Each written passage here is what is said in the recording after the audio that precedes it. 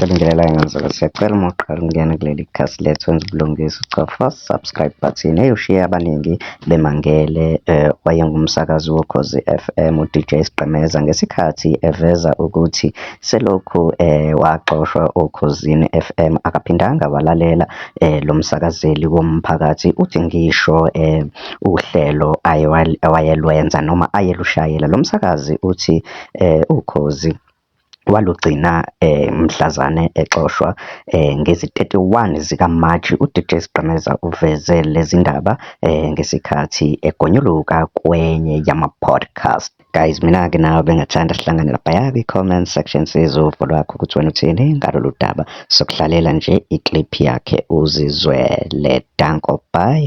Do you listen to station? Angazi. Even the breakfast? Selokhu ngagcina ngelanga lokugcina mhla 31 March. Is it? But I love Peter.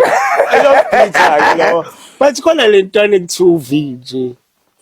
And iyagijima na. Akaze ngizwe. Give him a chance. Akaze ngizwe.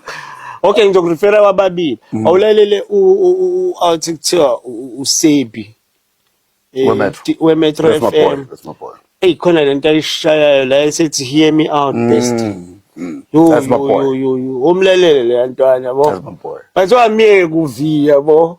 He's one of our own. Phela uma sekuve He's one of our own. uma sekulaleleke ukhozi. Base basilaleleke. Bese kubothile. Cha ngoba nje phela ngabe kuhamba manje.